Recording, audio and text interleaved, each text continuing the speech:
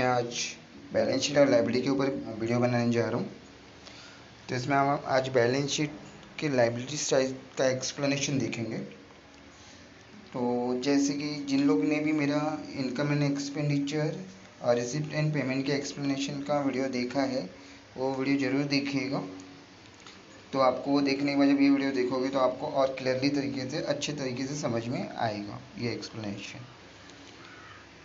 तो जैसे हम देख रहे हैं, जब हमारा बैलेंस शीट रहेगा तो बैलेंस शीट में हमारा सबसे ऊपर हेडिंग आता है बैलेंस शीट एज ऑन 31 मार्च, और जो ईयर रहेगा हर क्वेश्चन में अलग अलग होगा, कहीं 2002, कहीं 2012, 2013, 14 अलग रह सकते हैं।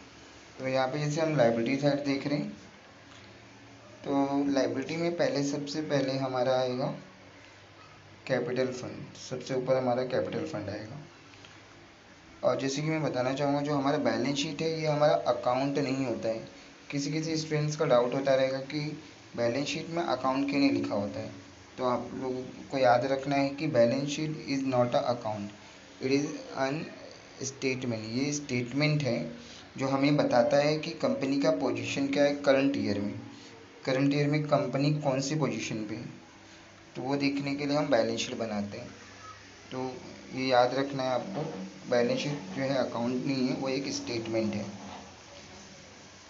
तो जैसे हमारा सबसे पहले रहेगा कैपिटल फंड, ये हमारा ओपनिंग बैलेंस रहेगा।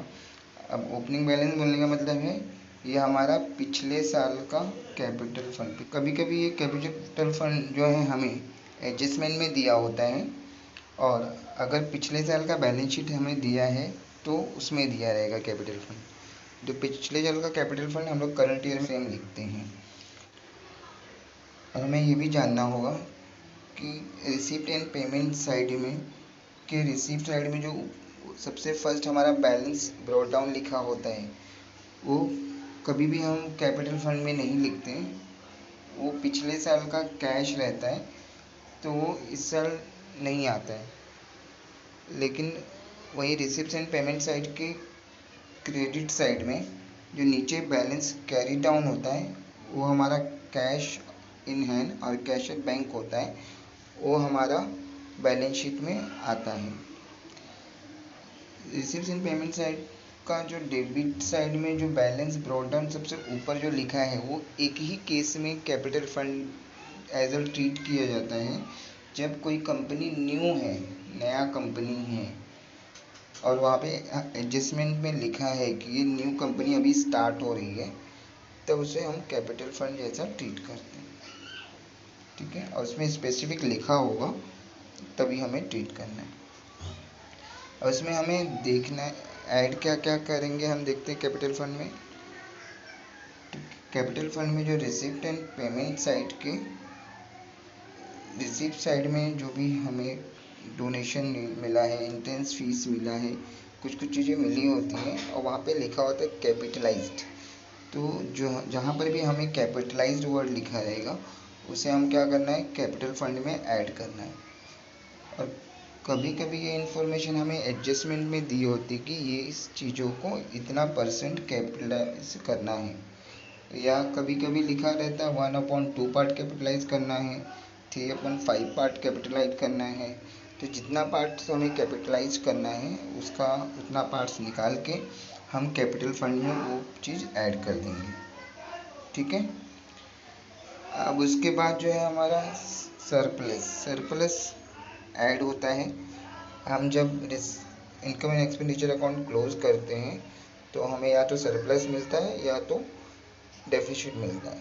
तो सरप्लस मिलेगा तो उसे हम कैपिटल फंड में ऐड करेंगे, और अगर वह डेफिसिट मिलेगा तो उसे हम क्या करेंगे, लेस करेंगे। ये मैंने पिछले वीडियो में भी बताया था आप लोगों को। उसके बाद है हमारा बिल्डिंग फंड, एंडोमेंट फंड। जहाँ पर भी फंड वर्ड लिखा रहेगा, जो हमारा रिसिप्ट एंड पेमेंट साइड के रिसिप्ट साइड में होता है। पहले तो हम लोग फंड के बारे में समझेंगे, फंड मतलब होता क्या है। जहाँ पे भी फंड वर्ड लिखा रहेगा, तो ये हमें समझना है कि वो किसी स्पेसिफिक काम के लिए मिला है हमें। मतलब उस पैसे से वही काम हो सकता है जिस काम के लिए वो पैसा आया है।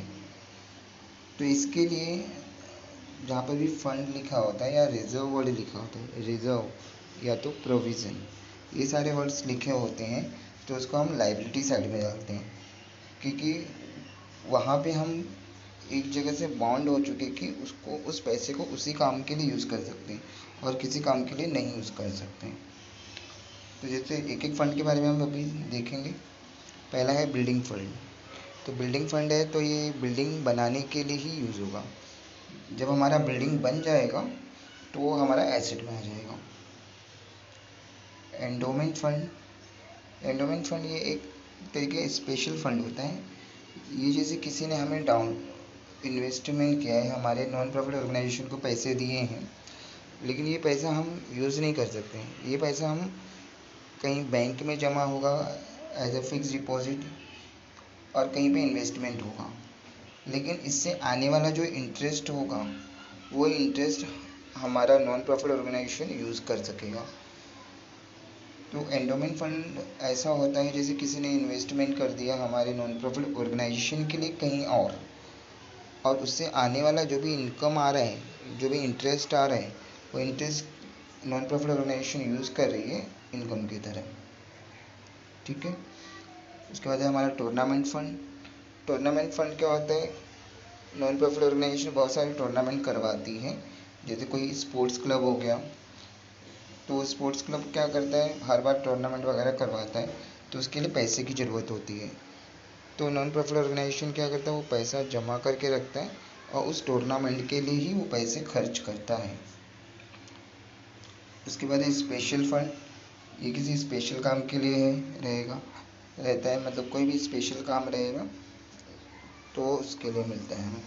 चैरिटी फंड, चैरिटी फंड मतलब नॉन प्रॉफिट ऑर्गेनाइजेशन को जैसे पैसे आते हैं वैसे बहुत सारे नॉन प्रॉफिट ऑर्गेनाइजेशन दूसरे फंड ऑर्गेनाइजेशन को फंड देते हैं, तो उस पर्पज़ के लिए जो पैसे निकाले जाते हैं उसको बोलते हैं चैरिटी फंड।